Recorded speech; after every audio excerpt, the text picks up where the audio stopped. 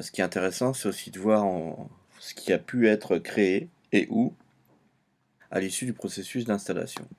Alors sur le bureau, on a demandé la création d'un dossier IDS application, à l'intérieur duquel on voit apparaître avec leurs icônes les applications compilées, et des dossiers IDS Resynthesis pour 1, 2 et 3 découpages, puisque c'était mon choix. Et à chaque fois, à l'intérieur, on a la même structure, un sous-dossier apps dans lequel on a des abstractions, qui sont les outils qui vont permettre de faire tourner l'application principale, qui est un patch pure data, qui s'appelle IDS Resynthesis, avec le nom du découpage qui va être utilisé. Donc ça, c'est pour IDS application. On a aussi le dossier IDS Results, à l'intérieur duquel on a 1, 2, 3, 4, 5, 6 sous-dossiers qui ont été créés. Alors pour l'instant, dans chacun, on a la même présentation, c'est-à-dire les 3 sous-dossiers correspondant à chacun des découpages. Mais pour l'instant, vu qu'on n'a rien généré, qu'on n'a pas fait d'analyse, à chaque fois, les dossiers sont vides. Alors, ce qui peut être intéressant aussi de constater, c'est qu'à chaque fois, on a un couple du style IDS Profil, on a avec le suffixe CSV, et à l'intérieur de ce dossier, pour chacun des découpages, c'est là que seront générés par exemple les profils. Et on a, pour profil toujours, on a le dossier avec le suffixe figure, et donc pour chacun des découpages, c'est là que seront rassemblés les fichiers au format PDF qui ont été générés suite à la demande de tracé. Donc on a ça pour les profils, on a ça pour les gradients, on a ça pour les bigradients. Enfin, on a IDS Data Resynthesis, à l'intérieur duquel on a 1, 2, 3 sous-dossiers, à l'intérieur duquel, lorsqu'on demandera la préparation en fait d'une analyse, sont générés d'autres sous-dossiers et à l'intérieur desquels on trouvera les éléments utiles en fonction des fichiers pour lesquels on voudra procéder à la resynthèse. Donc ça, c'est d'une certaine manière ce qui est visible. Maintenant, si on va dans la petite maison, c'est-à-dire dans le dossier Home de ce compte, donc la maison, on voit qu'on a en fait un dossier IDS Data Distribution et un fichier Global Prefs for Distributed IDS Application.txt qui ont été créés. Alors d'abord, le fichier, on peut d'ailleurs l'ouvrir avec TextEdit. On a des informations qui vont être utilisées par l'ensemble des applications, ce qui veut dire que il faudrait idéalement pas à peu modifier ce fichier, ou alors à la marge et en étant sûr de ce que l'on fait. Alors quelles sont les informations? Si je pars de la fin et que je remonte, je vais trouver en fait la liste des découpages qui ont été installés, donc Audio-Lep Octave, 3 qui est le nombre de découpages installés. J'ai la liste des applications, et comme j'en ai installé 4, j'ai 4 installations qui ont été appliquées. J'ai 1, 2, 3, 4 fréquences d'échantillonnage avec leurs valeurs, et donc du coup sampling rate number qui vaut 4. Ensuite, j'ai 2 sous-dossiers qui vont servir aux applications, qui sont donc le sous-dossier IDS Data Distribution, à l'intérieur duquel on va avoir IDS Mappings.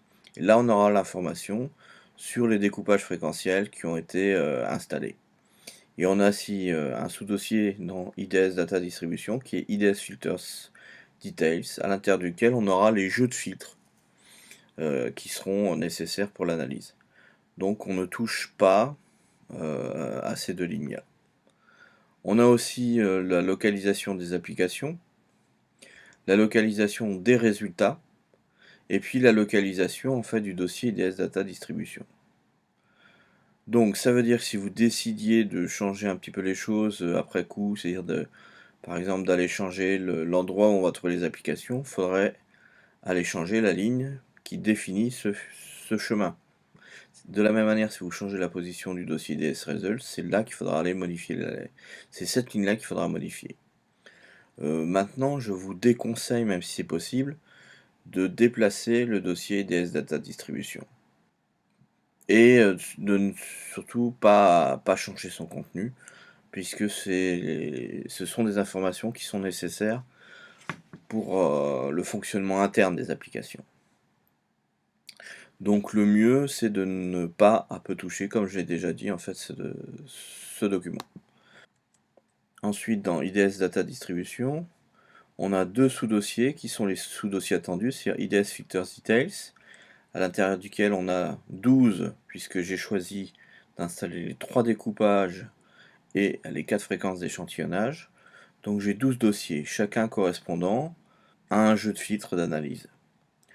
Et si je vais regarder à l'intérieur, je vois en fait que j'ai 13, puisque je suis sur le découpage audio qui comporte 13 sous-bandes, j'ai 13 fichiers d'analyse, et à chaque fois en fait ce sont des fichiers au format WAV, dont le nom est composé en fait de la limite gauche et de la limite droite.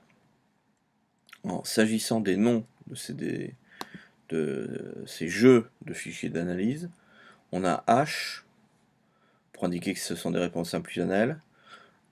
Ensuite, l'ajout en fait du nom du découpage. Ensuite, la valeur de la fréquence d'échantillonnage divisée par 100. Et ensuite, la taille en échantillon.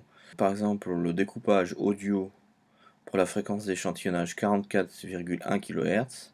Je vais avoir des filtres qui chacun vont avoir 44 263 échantillons.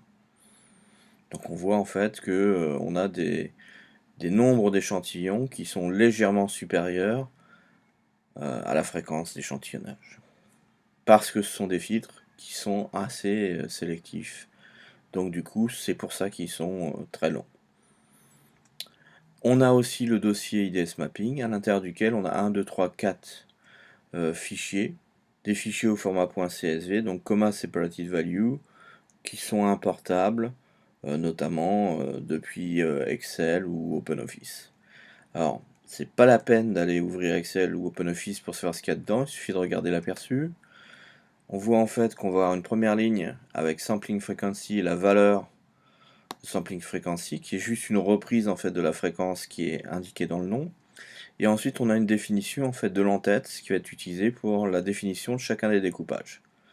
Donc, d'abord, le nom du découpage, la clé utilisée, le nombre de sous-bandes, et puis après la définition des fréquences qui correspondent aux limites de chacune des sous-bandes. Donc on va de 0 à 22 050 dans le cas du découpage en 44.1, donc on a à chaque fois 22 050 et 0. Par contre, on a un nombre différent de sous-bandes, 13, 10 ou 11, suivant le découpage, et un positionnement qui évidemment fluctue. Donc là, ces fichiers, il vaut mieux non plus ne pas y toucher. Ensuite, on va trouver des fichiers de préférence au format TXT. Donc si je dois avec TextEdit, j'ai une information sur où je vais aller chercher par défaut mes entrées pour l'analyse. Où est-ce que je vais par défaut aller générer les sorties. Et pour chacune des fréquences d'échantillonnage qui ont été installées, quel est le découpage fréquentiel proposé par défaut. Alors, ces fichiers de préférence seront modifiés par les applications, donc c'est pareil. En fait, il vaudrait mieux ne toucher à rien dans tous ces fichiers. Donc, en résumé, on a un fichier, un dossier, mais il ne faut pas toucher à ce qui se trouve dans ce contenu. Donc ça, c'est pour ce qui constitue les données entre guillemets cachées qui vont être utilisées par les applications IDS.